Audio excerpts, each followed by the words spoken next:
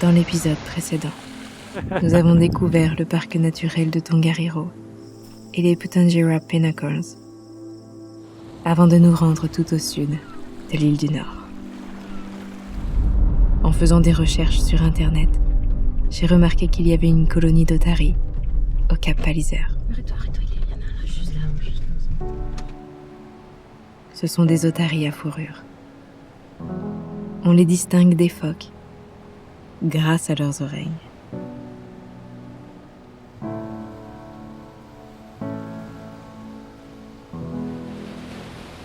Nous sommes très chanceux d'arriver à cette période de l'année, car il y a de nombreux bébés, pas toujours très adroits. On les appelle des poups, et ils sont en pleine période d'apprentissage. C'est la première fois que je peux m'approcher autant d'otaries sauvages et les observer dans leur environnement naturel. Pour Selim, qui adore la faune, c'est aussi une sacrée opportunité. Un des petits semble être très intrigué par notre présence. Et les bébés otaries sont réputés comme étant très curieux. Assez vite, je réalise qu'ils s'approchent doucement de nous. Et j'en suis tellement ravie que je fais de mon mieux pour ne pas l'effrayer. Je n'aurais jamais cru pouvoir l'observer de si près. Lui aussi nous a longuement observé. Et finalement, il ne cessait de s'approcher. Je ne sais pas du tout comment les adultes pourraient réagir. Alors quand il fut trop près, j'ai tenté de m'éloigner. Doucement, mais il a tout de même pris peur. Une peur vraiment modérée, car il est encore resté un moment. Les petits ont une fourrure claire, mais celui-ci, sortant de l'eau il y a peu, a un pelage bien plus foncé.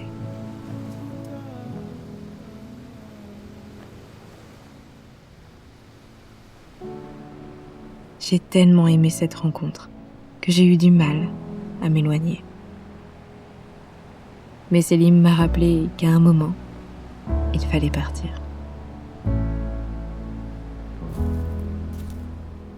Sur le retour, on observe au loin les autres petits, regroupés dans ce qu'on pourrait considérer comme une nurserie. C'est un endroit où ils sont protégés et apprennent à socialiser, marcher, nager dans les bassins.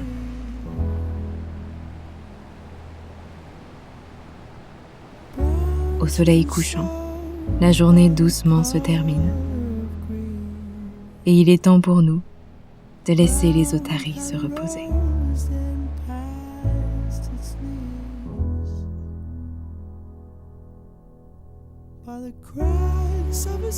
Au bout du Cap Palliser se trouve un phare rouge et blanc.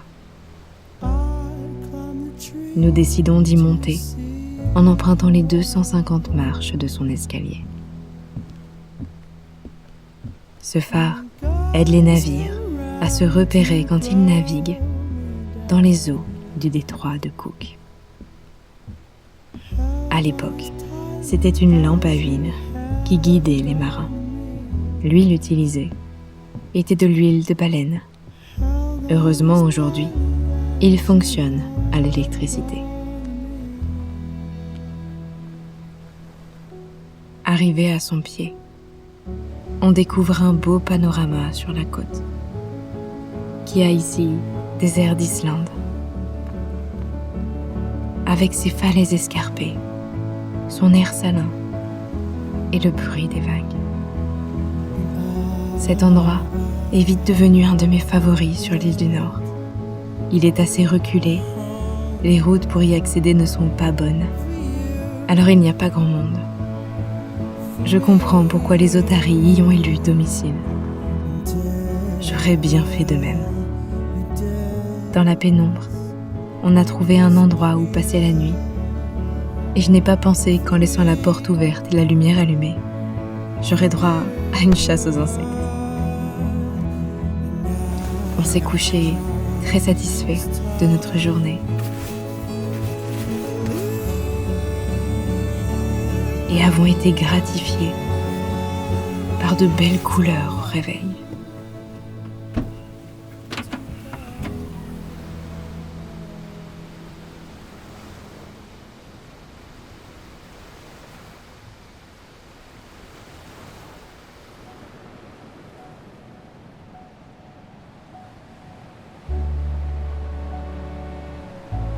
J'ai un peu insisté pour aller voir les otaries une dernière fois.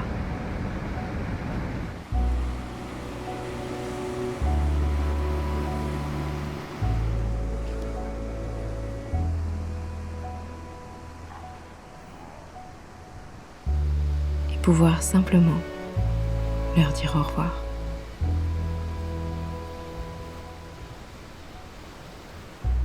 Profiter encore quelques instants du Cap Palliser, qui aura été pour nous une incroyable surprise.